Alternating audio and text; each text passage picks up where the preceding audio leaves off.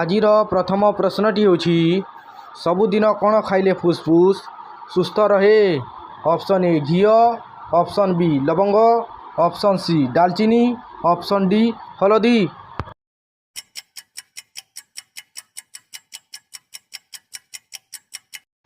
ପ୍ରଶ୍ନର ସଠିକ୍ ଉତ୍ତରଟି ହେଲା ଅପସନ୍ ଏ ଘିଅ।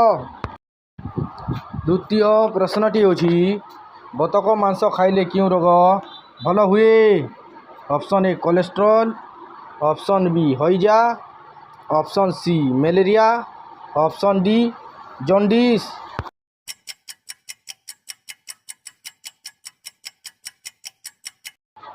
ଏହି ପ୍ରଶ୍ନର ସଠିକ୍ ଉତ୍ତରଟି ହେଲା ଅପସନ୍ ଏ କୋଲେଷ୍ଟ୍ରଲ୍। ତୃତୀୟ ପ୍ରଶ୍ନଟି ହେଉଛି ରାତିରେ କେଉଁ ଖାଦ୍ୟ ଖାଇବା ଉଚିତ ନୁହେଁ? ଅପସନ୍ ଏ ଅଣ୍ଡା, ଅପସନ୍ ବି ଶାଗ, ଅପସନ୍ ସି ମାଣ୍ଡିଆ, ଅପସନ୍ ଡି ଭାତ।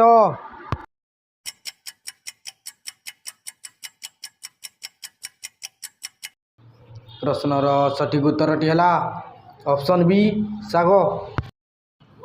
ଚତୁର୍ଥ ପ୍ରଶ୍ନଟି ହେଉଛି କେଉଁ ଫଳ ଖାଇବା ଦ୍ୱାରା 300ରୁ ଅଧିକ ରୋଗ ଭଲ ହୁଏ? ଅପସନ୍ ଏ ଆମ୍ବ, ଅପସନ୍ ବି ଅମୃତଭଣ୍ଡା, ଅପସନ୍ ସି କଦଳୀ, ଅପସନ୍ ଡି ସେଓ।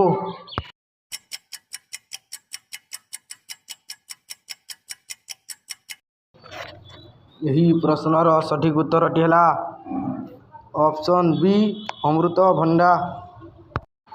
ପଞ୍ଚମ ପ୍ରଶ୍ନଟି ହେଉଛି ମାଛ ମୁଣ୍ଡ ଖାଇଲେ କେଉଁ ସମସ୍ୟାରୁ ମୁକ୍ତି ମିଳେ? ଅପସନ୍ ଏ ପେଟ ସମସ୍ୟା, ଅପସନ୍ ବି ମୁଣ୍ଡ ସମସ୍ୟା, ଅପସନ୍ ସି ଆଖି ସମସ୍ୟା, ଅପସନ୍ ଡି ଫୁସ୍ଫୁସ୍ ସମସ୍ୟା।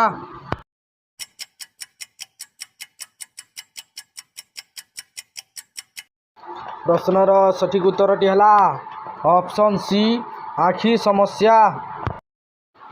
ଷଷ୍ଠ ପ୍ରଶ୍ନଟି ହେଉଛି ମହୁମାଛି କାମୁଡ଼ିଲେ କେଉଁ ରୋଗ ହୁଏ? ଅପସନ୍ ଏ malaria, option B typhoid, option C ବାତ ଜ୍ୱର, ଅପସନ୍ ଡି ଜଣ୍ଡିସ୍।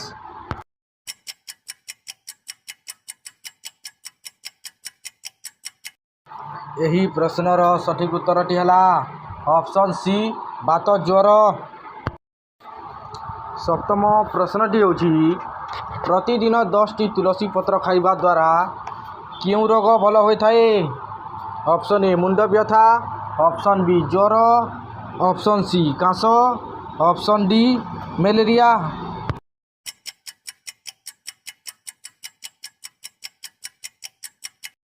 ପ୍ରଶ୍ନର ସଠିକ୍ ଉତ୍ତରଟି ହେଲା ଅପସନ୍ ସି କାଶ। ଅଷ୍ଟମ ପ୍ରଶ୍ନଟି ହେଉଛି କଞ୍ଚା ଆମ୍ବ ଖାଇବା ଦ୍ୱାରା କେଉଁ ରୋଗ ଭଲ ହୁଏ? ଅପସନ୍ ଏ ବାତ ଜ୍ୱର, option B jaundice, option C typhoid, option D ଚର୍ମ ରୋଗ।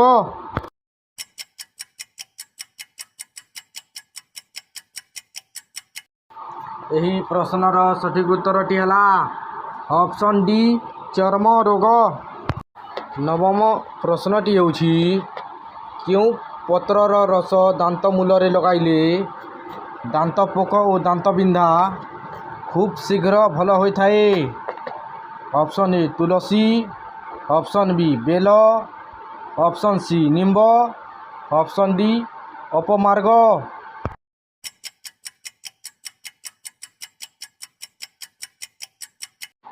ପ୍ରଶ୍ନର ସଠିକ୍ ଉତ୍ତରଟି ହେଲା ଅପସନ୍ ଡି ଅପମାର୍ଗ ପତ୍ରର ରସ। ଦଶମ ପ୍ରଶ୍ନଟି ହେଉଛି ପରିସ୍ରା କରିବାର କେତେ ସମୟ ପରେ ପାଣି ପିଇବା ଉଚିତ? Option A 20 minute, option B 50 minute, option C 30 minute, option D 25 minute.